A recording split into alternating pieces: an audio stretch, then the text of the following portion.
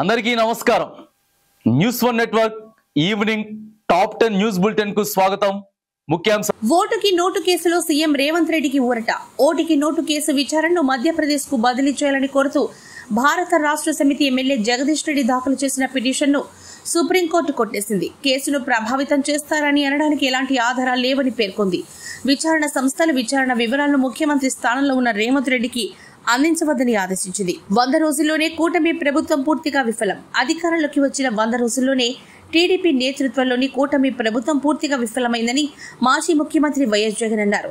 CM Chandrababu 100 రోజుల్లో అన్ని వర్గాల వారిని మోసం చేశారని, సూపర్ 6 అమలు కావడం లేదన్నారు.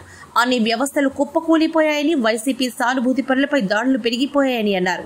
తిరుమలలో అంశంపై చంద్రబాబు వ్యాఖ్యలు అత్యంత దారుణంగా ఉన్నాయని విమర్శించారు. దేవుళ్లను కూడా సీఎం చంద్రబాబు రాజకీయాలకు వాడుకుంటున్నారని ఆగ్రహం వ్యక్తం చేశారు. సనాతన ధర్మ రక్షణ బోర్డు ఏర్పాటు చేయాలి. భారతదేశంలో హిందూ ఆలయాలను పరిరక్షించుకునేందుకు కేంద్ర ప్రభుత్వం సనాతన ధర్మ రక్షణ బోర్డును ఏర్పాటు చేయాలని ఏపీ ఉప ముఖ్యమంత్రి పవన్ కళ్యాణ్ అన్నారు. తిరుమలలో తయారీలో గత ప్రభుత్వం చేసిన దారుణాలు క్షమించరానివని అన్నారు.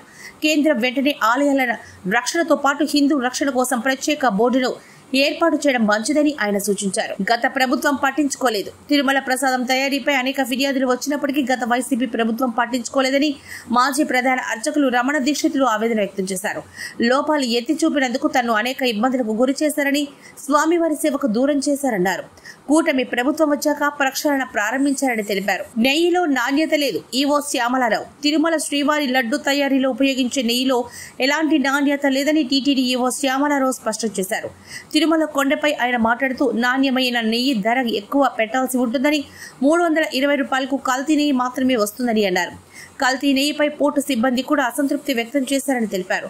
ప్రస్తుతం అన్న ప్రసాద పంపిణీ నాణ్యతను పాటిస్తున్నామని, లడ్డూ తయారీలో కూడా నాణ్యత పాటిస్తున్నామని ఆయన స్పష్టం చేశారు. జానీ మాస్టర్ కు రిమాండ్. లైంగిక వేధింపుల ఆరోపణలు ఎదుర్కొంటున్న ప్రముఖ కొరియోగ్రాఫర్ జానీ మాస్టర్ కు ఉప్పరపల్లి కోర్టు 14 రోజుల పాటు రిమాండ్ విధించింది. నార్సింగి పోలీసులు జానీ మాస్టర్ ను గోవాలో అరెస్ట్ చేసి కోర్టులో హాజరుపరిచారు. దీనిపై స్పందించిన జానీ మాస్టర్ తనను కావాలని ఈ కేసులు ఇరికించారని, త్వరలోనే నిజానిజాలు బయటపడతాయని అన్నారు. జగన్ ఒక పాపకు ముఖ్యమంత్రి. రాజాసింగ్.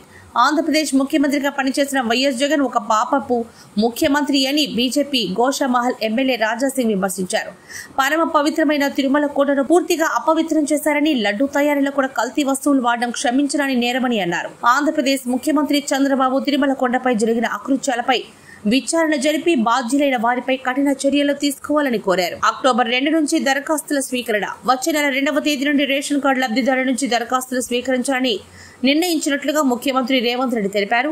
సచివాలయంలో కొత్త రేషన్ కార్డుల పంపిణీపై అధికారులతో సమీక్షా సమావేశాన్ని నిర్వహించారు.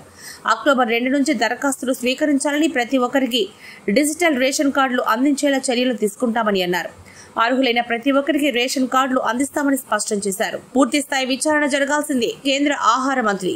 తిరుమల లడ్డు తయారీపై వస్తున్న ఆరోపణలపై పూర్తి స్థాయి విచారణ జరగాల్సిందేనని కేంద్ర ఆహార మంత్రి ప్రహ్లాద్ జోషి అన్నారు. ఏపీ ముఖ్యమంత్రి చంద్రబాబు నాయుడు చేసిన వ్యాఖ్యలను సాధారణమైనవి కావని అన్నారు. కోట్ల మంది భక్తుల మనోభావాలు ముడిపడి ఉన్నాయని, కేంద్ర ప్రభుత్వం కూడా ఈ విషయంపై పూర్తి విచారణ చేపడుతుందని అన్నారు. 149 పరుగులకి బంగ్లాదేశ్ ఆల్అౌట్. చెన్నై వేదికగా జరుగుతున్న తొలి టెస్ట్ లో బంగ్లాదేశ్ 149 పరుగులకి ఆల్అౌట్ అయింది. భారత బౌలర్లలో బుమ్రా 4 వికెట్లు, ఆకాష్దీప్, మొహమ్మద్ సిరాజ్, రవీంద్ర జడేజాలు 2 వికెట్లు తీశారు. భారత తన తొలి ఇన్నింగ్స్ లో 376 పరుగులకు ఆల్అౌట్ అయింది. తదుపరి తాజా వార్తల కోసం చూస్తూనే ఉండండి న్యూస్ వన్ నెట్వర్క్.